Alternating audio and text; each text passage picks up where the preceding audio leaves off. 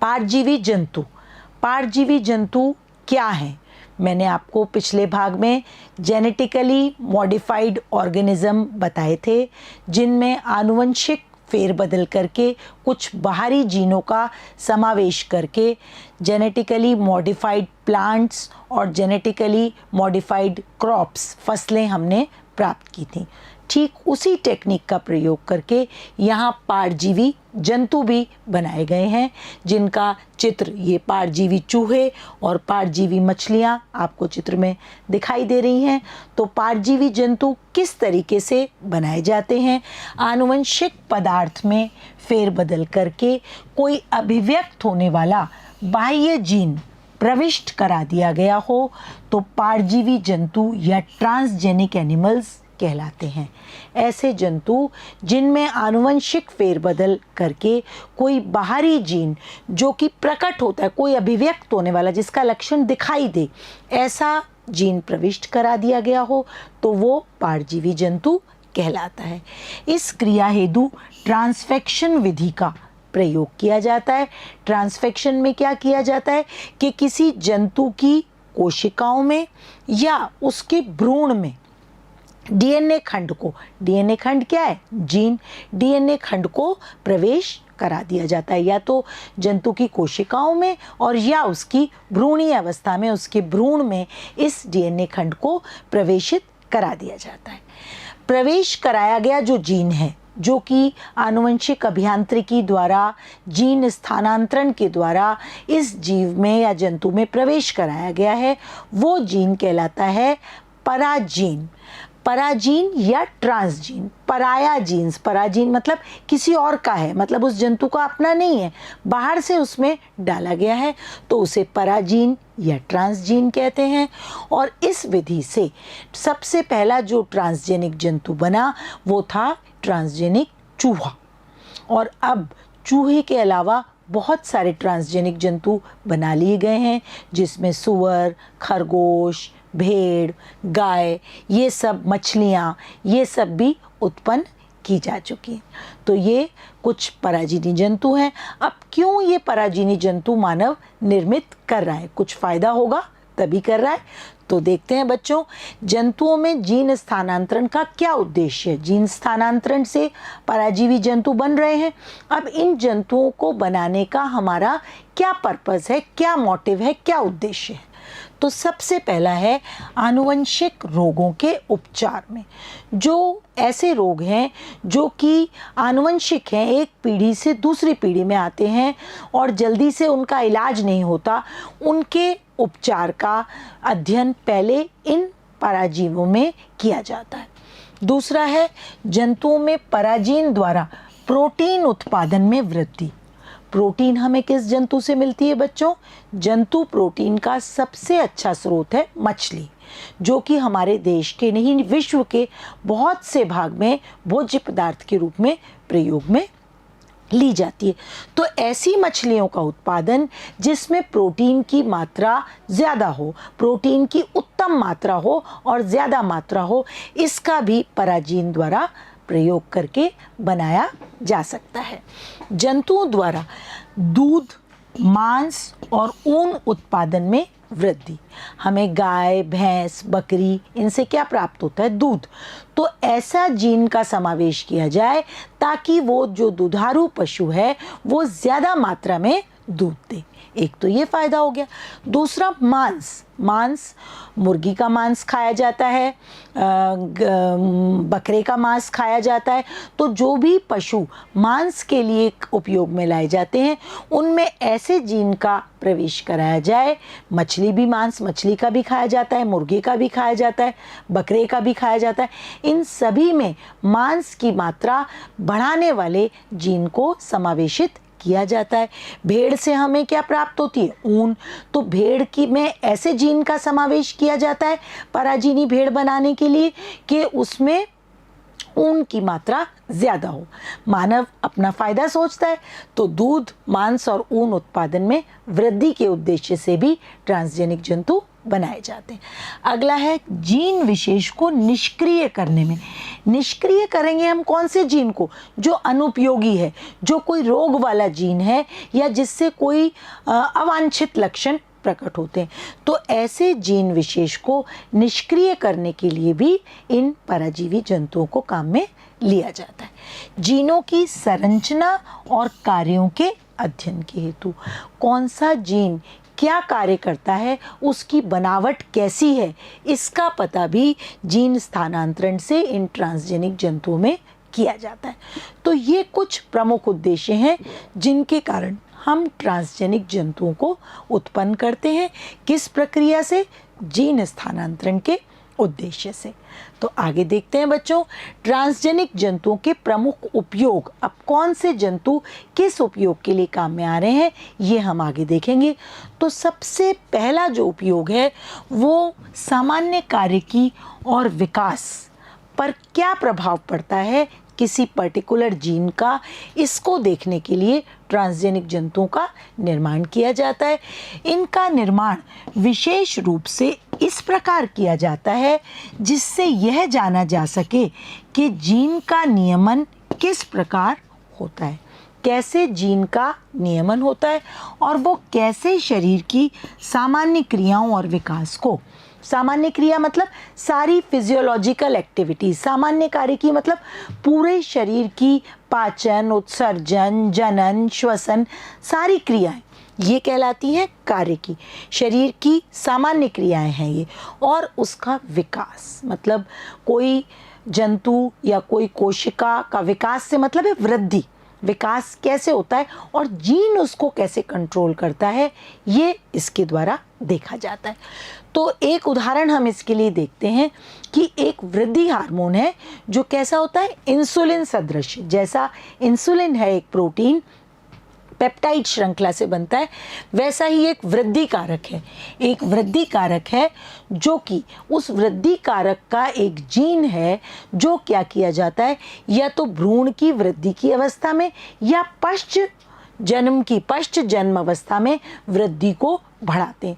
तो इस जीन को पहले पराजीवी जंतु में टेस्ट किया जाता है कि कैसे ये वृद्धि कारक भ्रूण की वृद्धि को या बच्चे की वृद्धि को बढ़ाता है, एनहांस करता है। इस कार्य हेतु अन्य प्रजातियों के जीन का मतलब मानव में वृद्धि करनी है या मानव में विकास देखना है तो किसी अन्य प्रजाति के जीन का प्रयोग ट्रांसजीन के रूप में किया जाता है। ट्रांसजीन के रूप में किसका प्रयोग? किसी अन्य प्रजाति का प्रयोग किया जाता है जिससे कि वृद्धि अच्छी हो। प्रयोग व इससे उत्पन्न कार्यकीय प्रभावों का अध्ययन। अब सीधे ये कार्य मानव में नहीं किया जाता। मानव में सीधे उस वृद्धि कारक को नहीं डाला जाएगा, पहले परजीवी जंतु में डालकर और उस जंतु पर उसके कार्यकीय और उसके अन्य क्या प्रभाव हैं, इनका विकास में क्या प्रभाव है, इनका अध्ययन पहले परजीवी जंतुओं पर किया जाता है। और जब वो परीक्षण द्वारा सही दिखाई देता है तब उसको मानव में उस जीन को डाला जाता है। अगला देखते हैं बच्चों, दूसरा है रोगों का अध्ययन करने में। कई ऐसे रोग हैं जो मानव में होते हैं लेकिन मानव के शरीर में छेड़छाड़ करके उनके जीन्स को निकाल करके या उनकी कार्य की उस रोग का कैसे वो रोग के रोगाणु अंदर कार्य कर रहे हैं, इसका पता लगाने के लिए भी परजीवी जंतुओं को प्रयोग में लिया जाता है। परजीवी जंतु इस प्रकार निर्मित किए जाते हैं कि रोग के विकास में जीन की भूमिका का पता लगता है। कौन सा रोग किस जीन से होता है ये पहले परजीवी जंतु में देखा जाता है। परजीवी जंतु में उस जीन की पहचान की जाती है जो उस रोग को उत्पन्न करता है। यह विभिन्न मानव रोगों के नमूने के रूप में प्रयोग किए जाते हैं। अब कोई भी रोग है, जैसे मानव में होने वाला रोग है, तो मानव में उसका अध्ययन करने से पहले परजीवी जंतु में उसका अध्ययन किया जाता है ताकि रोग के उपचार का पता लगाए। अब मानव के शरीर से छेड़छाड़ करने से पूर्व ये सारा कार्य, इस रोग का क्या लक्षण है, कैसे ये फैल रहा है, कैसे इसका हम उपचार कर सकते हैं, ये सब काम नमूने के रूप में पहले परजीवी जंतु में किया जाता है। वर्तमान में बहुत सारे ऐसे रोग हैं जैसे cancer, cystic fibrosis, Alzheimer, rheumatoid arthritis, इसके परजीवी नमूने उपलब्ध हैं। परजीवी जंतुओं में इन रोगों की पहले पहचान और इन रोगों का पूरा उपचार कैसे किया जाए, इसका पहले परजीवी जंतुओं में अध्ययन किया जाता है। अगला है जैविक उत्पाद। जैविक उत्पाद से क्या मतलब है?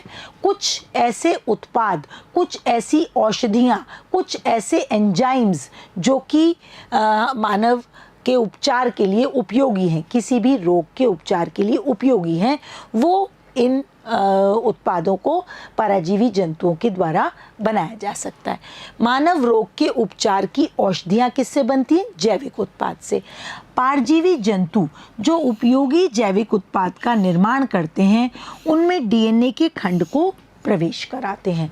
तो इसके लिए, उपचार के लिए जो जैविक उत्पाद का निर्माण होता है, उनमें डीएनए के खंड को प्रवेश कराते हैं इन ट्रांसजेनिक जंतुओं में। जैसे मानव में एक प्रोटीन है अल्फा एंटीट्रिप्सिन, इसका उपयोग एम्फीसीमा रोग के उपचार में किया जाता है। तो इस एम्फीसीमा रोग के उपचार में जो ये एंटीट्रिप्सिन काम में ली जाती है, इसको कोड करने वाली जीन को जंतु में प्रवेश कराकर परजीवी जंतु बनाए जाते हैं और उसमें पहले एम्फीसीमा रोग का कैसे उपचार हो रहा है, इसका अध्ययन किया जाता है। तो है ना उपयोगी। सीधे मानव में कोई भी परीक्षण करने से पहले उसको परजीवी जंतु में किया जाता है। ऐसे ही एक और है फिनाइल कीटोयूरिया और सिस्टिक फाइब्रोसिस। इसका उपचार भी कैसे करें, इसके उपचार हेतु भी परजीवी जंतु बनाए गए हैं। उन जंतुओं में पहले उपचार के लिए क्या जीन का समावेश करें, कौन सा जैव उत्पाद काम में लें, इसका पहले इन जंतुओं में, परजीवी जंतुओं में अध्ययन किया जाता है। 1997 में पहली ट्रांसजेनिक गाय बनी जिसका नाम था रोजी। अब इस रोजी गाय को 1997 में पहली बार बनाया गया। इस गाय में क्या विशेषता थी? रोजी गाय में मानव प्रोटीन संबंध दुग्ध, मतलब जो मानव का जो माता का दूध है, उसके दूध जैसा एक अवयव इसके दूध में डाला गया जो अन्य गायों में नहीं मिलता था। तो वो क्या था? मानव प्रोटीन संपन्न दूध कौन सा था? अल्फा लैक्टोएल्ब्यूमिन, जो कि केवल मानव की माताओं के दूध में पाया जाता है। उसका बनाने वाले जीन को इस रोजी गाय में डाल दिया गया, जिससे रोजी गाय से जो दूध था वो बिल्कुल माता के दूध के समान था, जिसका कि पोषक मान बहुत अच्छा था और वो दूध बच्चों के लिए, शिशु के डेवलपमेंट के लिए बहुत ही उपयोगी था। इसकी मात्रा 2.4 ग्राम पर लीटर, 1 लीटर में 2.4 ग्राम मिली, जो मानव शिशु के लिए, कहते हैं ना, शिशु के लिए माता का दूध सबसे उपयुक्त आहार है। तो जो माताएं दूध उपलब्ध नहीं कराएं, अगर वो रोजी गाय का दूध उसको दिया जाए तो उसमें सारे संतुलित पोषक तत्व हैं जो कि साधारण गाय के दूध में नहीं मिलते। वो ट्रांसजेनिक रोजी गाय जो है, उसमें मानव के दुग्ध प्रोटीन उपलब्ध कराए गए। ये ट्रांसजेनिक जंतु है। अब टीका सुरक्षा जांच। किसी भी रोग के लिए कोई टीका बनाया जाता है जिससे कि उस जिसका टीकाकरण हो गया, उसका उस रोग से बचाव हो जाता है। तो लेकिन आपने कभी सोचा कि जब टीकों की खोज की जाती है तो टीकों के कई परीक्षण, कई ट्रायल्स किए जाते हैं। तो ह्यूमन ट्रायल्स, मानव पर ट्रायल्स करने से पहले इनके ट्रायल्स जिन जंतुओं पर किए जाते हैं वो यही ट्रांसजेनिक जंतु ही होते हैं। और जब उन जंतुओं पर सेफ ट्रायल्स हो जाते हैं, उन जंतुओं पर कोई साइड इफ़ेक्ट, कोई दुष्प्रभाव नहीं दिखाई देता, तभी उसको टीका मानव में उपचारित करने के लिए लगाया जाता है। मनुष्य में प्रयोग किए जाने से पूर्व टीके का सुरक्षा परीक्षण ट्रांसजेनिक जंतुओं में किया जाता है, जो मानव की सुरक्षा की दृष्टि से उपयोग होता है। अगर हम सीधे मानव में लगा दें और मान लीजिए उस टीके का कोई ऐसा प्रभाव है कि कोई अंग खराब हो जाता है तो उससे मानव की मृत्यु भी हो सकती है। वो टीका रोग से बचाने के लिए जानलेवा भी हो सकता है। तो इसलिए पहले कई वर्षों तक उसका सफल ट्रायल इन ट्रांसजेनिक जंतुओं पर किया जाता है। ट्रांसजेनिक चूहे टीका सुरक्षा जांच के लिए प्रमुख रूप से प्रयोग में लिए जाते हैं। चूहे जो हैं वो प्रयोगशाला में बहुत सारी मानव दवाइयों और टीकों के परीक्षण के लिए काम में लिए जाते हैं और वो साधारण चूहे नहीं होते। वो चूहे क्या कहलाते हैं? ट्रांसजेनिक चूहे। रासायनिक सुरक्षा जांच, तो अभी तो हमने टीकों की जांच देखी थी। अब औषधियों की जो दवाइयाँ हैं इनकी अविषालुता परीक्षण हेतु भी परजीवी जंतुओं का प्रयोग किया जाता है। जैसे टीके का जांच पहले ट्रांसजेनिक जंतु पर की जाती है, वैसे इन औषधियों का परीक्षण भी पहले ट्रांसजेनिक जंतुओं पर किया जाता है और औषधियों के संपर्क से पड़ने वाले प्रभावों का अध्ययन किया जाता है कि ये औषधि कोई हानिकारक प्रभाव या कोई दुष्प्रभाव दिखा रही है तो उसको पुनः चेंज कर सकें। तो चूहों में उसके प्रभावों को सबसे पहले पराजीवी चूहों में देखा गया। तीव्र वृद्धि, अब वृद्धि मान लीजिए आपने देखा है आजकल बहुत सारी कंडीशंस में बच्चे की वृद्धि जो है वो कम हो जाती है जिससे कि उसकी हाइट ग्रोथ नहीं हो पाती। तो जो वृद्धि के लिए जिन दवाओं का जिन चीज़ों का प्रयोग किया जाता है उनका भी परीक्षण पहले किस में किया जाता है? उन वर्धक जीनों का पहले पराजीवी जंतुओं में किया जाता है। पालतू जंतुओं में वृद्धि वर्धक जीनों का प्रवेश कर उनकी वृद्धि वो तेजी से बढ़ाता है। कोई भी पालतू जीन, कुत्ता हो सकता है, बिल्ली हो सकती है, कोई भी पालतू जंतुओं में वर्धक जीन जो भी हमें पता चल गया कि ये जीन को प्रवेश कराने से वृद्धि बढ़ जाएगी तो उन पालतू जीनों में पहले ये प्रयोग करके उनको ट्रांसजेनिक जंतुओं में पहले टेस्ट किया जाता है। भेड़, बकरी, कौन से पालतू जीव हो सकते हैं? भेड़ हो सकती है, बकरी हो सकती है, मछली इत्यादि में ज़्यादा मांस उत्पन्न कर अधिक लाभ प्राप्त किया जा सकता है। तो इससे क्या होता है? उत्पादकता बढ़ती है, हमारा फायदा बढ़ता है।